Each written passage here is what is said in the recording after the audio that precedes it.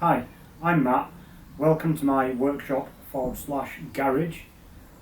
Today we're going to be making a dovetailed jewellery box out of maple and walnut, as I've got some offcuts of maple left and some narrow boards of walnut that are a little bit too thin to make anything serious with. So we're going to start off by cutting the boards roughly to length, running them over the planer thicknesser and getting the stock ready. Keep watching and enjoy. I start by cutting the rough sawn timber boards to length plus about 25mm to account for any errors. This miter station doesn't have wings, so I either just clamp the boards down or use some auxiliary stands as well. This replaced the wall cabinet style miter station that I used to have, and I much prefer this as it takes up significantly less room in the shop. I used the planer to square a face and an edge, and then use a thicknesser to square the second face and make it parallel to the first, though the thicknesser operations aren't shown here. Mostly because nobody wants to watch a piece of wood going through a machine over and over again. Next, I rip everything to width on the table saw and cut the pieces to final length. This and the planer thicknesser are the two machine tools that I couldn't do without, and it's worth investing as much as you can into these two machines, as these are the tools that are going to give you square and flat pieces to start your project, and they do it in a fraction of the time that it would take doing it by hand.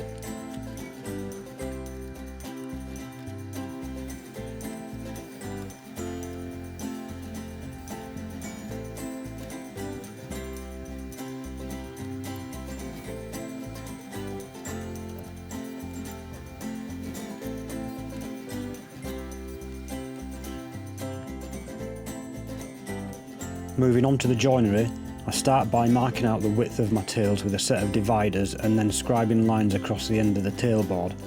And I need to apologise for the camera framing here. I thought it was good, but I was obviously wrong. Additionally, there isn't a lot of room at this end of the garage, and my workbench is pushed right up against the wall with machines to either side, and I don't have a wide angle lens for this camera. Here, I'm setting my sliding bevel to a scale of about 1:7. Then I transfer the lines down the faces of the tailboards using the sliding bevel and a pencil.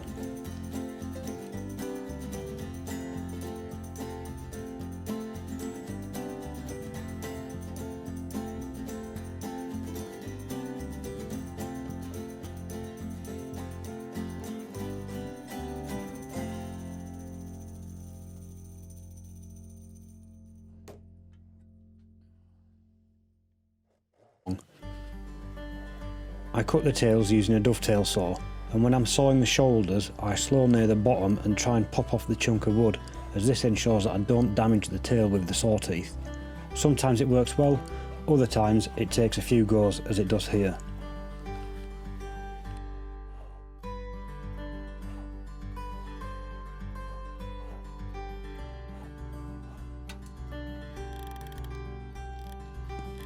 Next I use a set of dovetail chisels to slowly chisel back towards my line and get rid of the waste between the tails. These chisels are by Ashley Isles and have a rounded low profile that goes almost to a knife edge, so that you can get right into the corners without bruising the tails. They're an excellent investment in my opinion.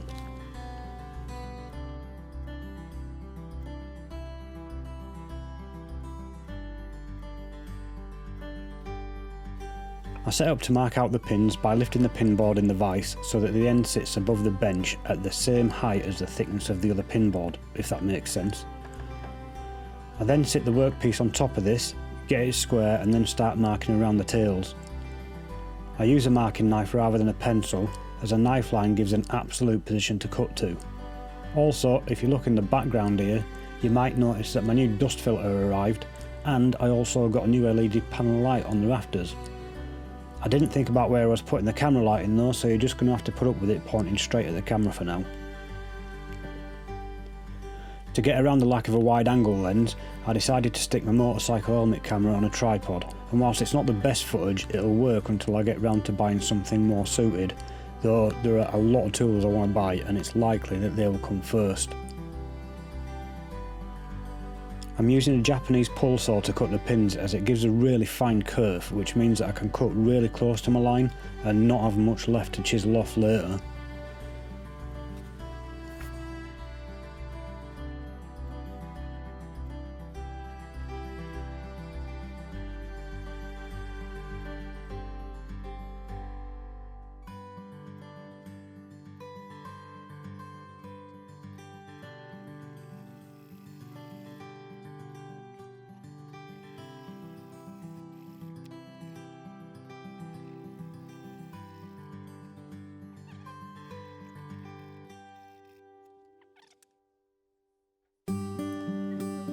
To get rid of the waste, there really isn't anything quicker than a coping saw. I've tried using the bandsaw, chisels and fine fret saws, but a coping saw with a large toothed blade is just the quickest way by a mile. The only things to be careful about here are to not cut down to the baseline and to slow down and angle the saw near the end of the cut so as not to cut into the back of the pin.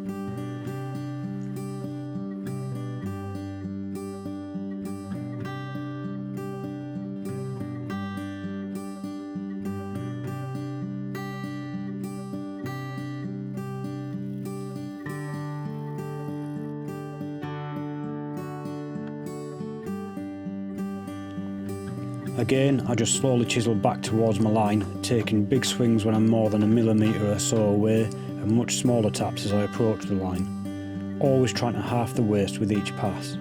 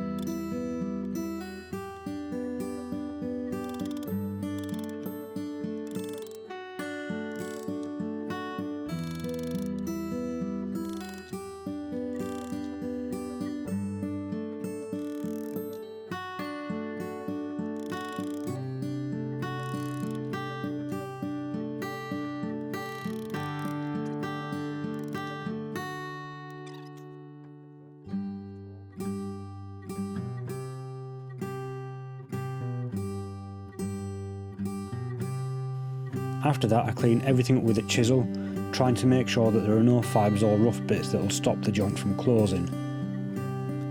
And when this is done for all the boards, I glue and clamp up, then leave it to dry overnight.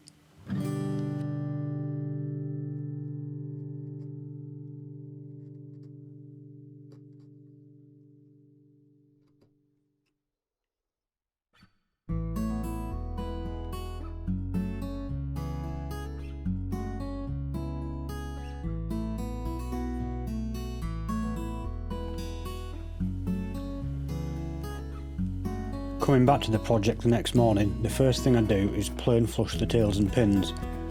I deliberately cut them about a millimetre long so that I can plane them down. This avoids the risk of them seating slightly below the surface and allows it to creep up on the perfect fit.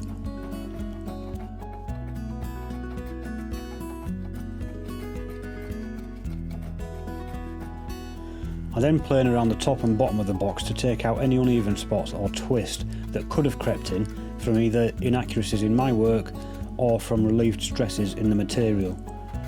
Great care needs to be taken here though, as the box lid needs to fit perfectly.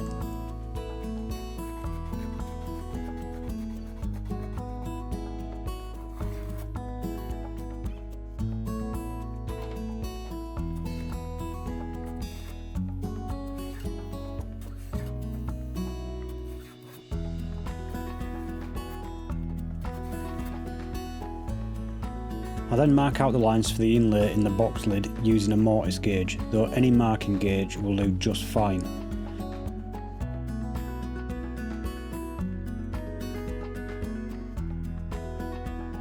I use a chisel to cut the ends of the inlay grooves. This provides a solid stop for the router plane and allows the shaving to pop out at the end of the cut.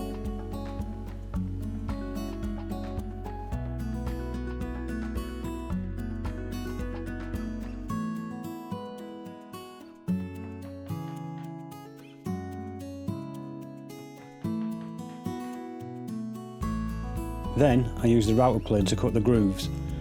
I'm using a 4mm blade here as it's still usable whilst being quite fine. This plane has been one of my best buys to date. It's turned out to be incredibly versatile, cutting everything from grooves and rebates to tenon cheeks and hinge mortises.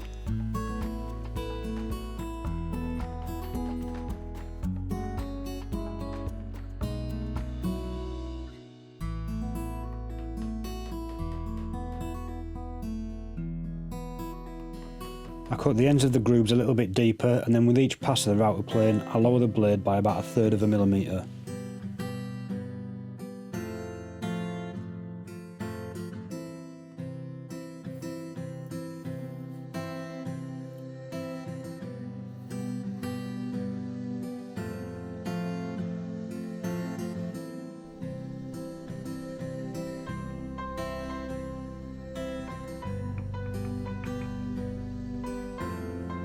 Next, I cut some strips of maple to rough size, then use a bench hook to saw the mitres in the appropriate places.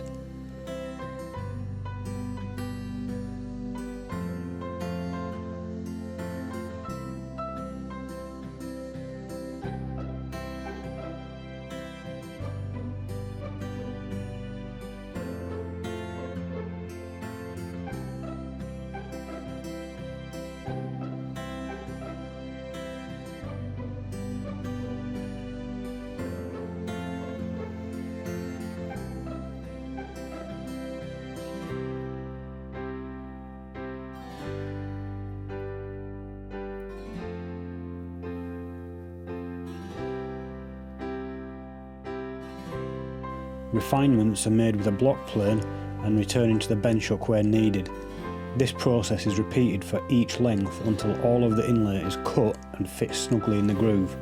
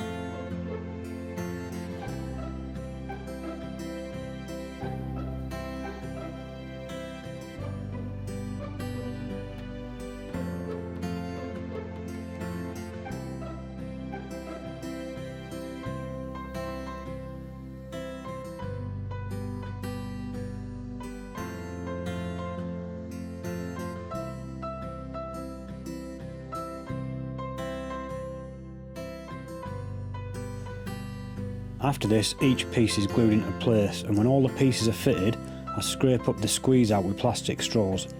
It's then just a case of clamping up with another board to apply even pressure and leaving it to dry overnight.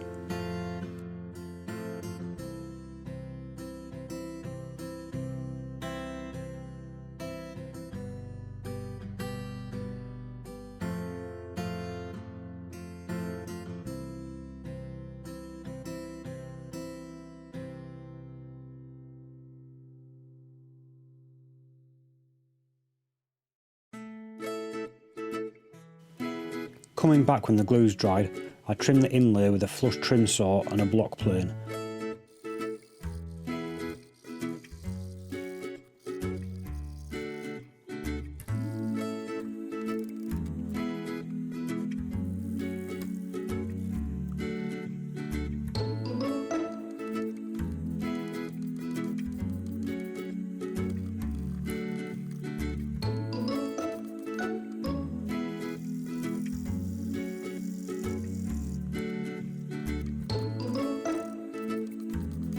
I then give a quick pass with a smoothing plane to even everything out before moving on to sanding.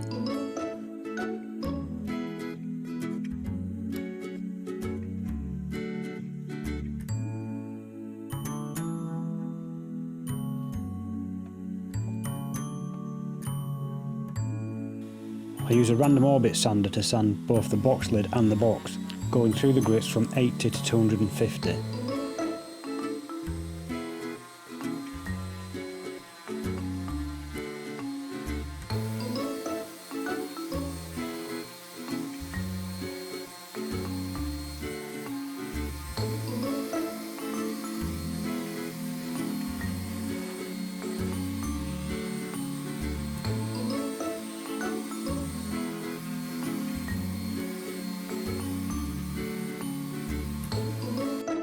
Next is the hinge mortises, and again it's a combination of chisels and the router plane to get a perfectly snug fit.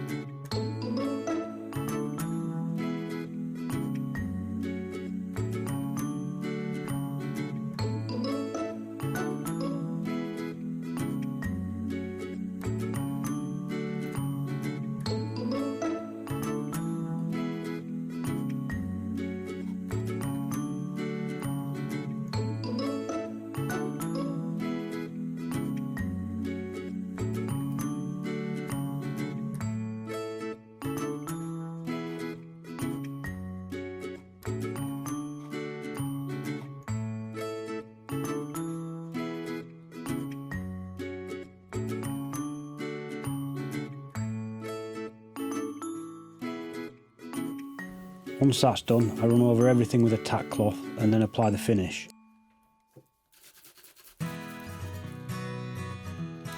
For this sort of project you can't beat shellac and beeswax polish. I use an old shirt to apply 3 coats of shellac, sanding with 2500 grit wet and dry to de-nib after just the first coat, then continue to apply the remaining coats. Once dry, I apply 3 coats of wax polish, buffing each coat. This gives an extremely smooth but still tactile finish.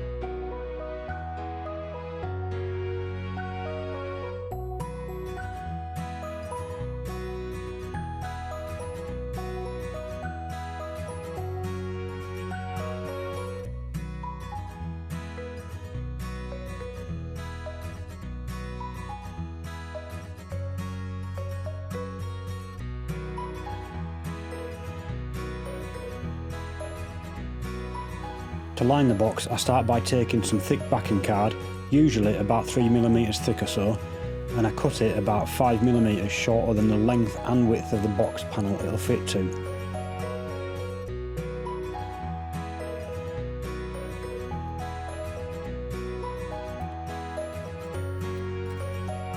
I then cut the felt oversized and use spray contact adhesive to stick the two together. As I'm sticking the felt to the card, I make sure to pull it tight in all directions to stretch it and to get rid of any creases. I then fold the felt over the edge of the card and stick it to the back, trimming away any excess. I then glue the panel into place in the box using the same spray glue. The extra room that I left when sizing the card is taken up by the felt and the panel is a nice snug fit. This process is repeated for every panel and leaves a very neat looking finish. Far neater in my opinion than gluing the felt straight to the wood and then trimming it. Next, I attach the hinges and hardware using a centre finding bit to ensure that the holes are located accurately.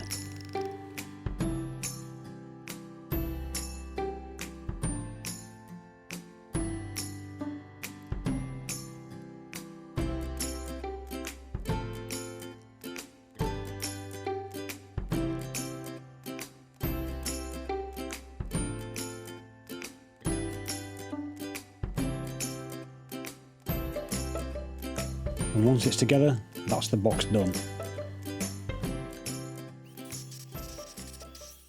Well, that does it for this project, and I hope you've enjoyed watching the work that actually goes into making something like a small jewellery box.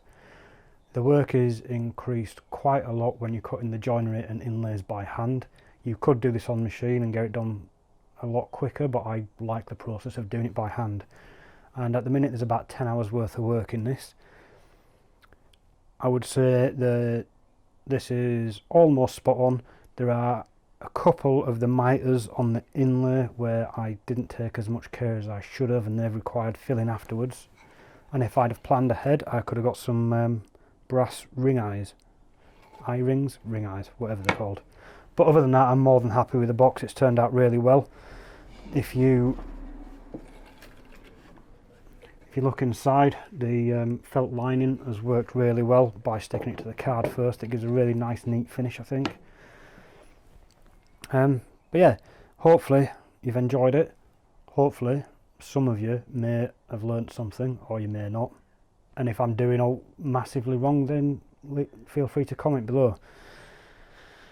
In the future I'll be doing some more complex projects and probably some more machine reviews, so if that's your sort of thing, then subscribe and keep watching. Thanks very much. See you later.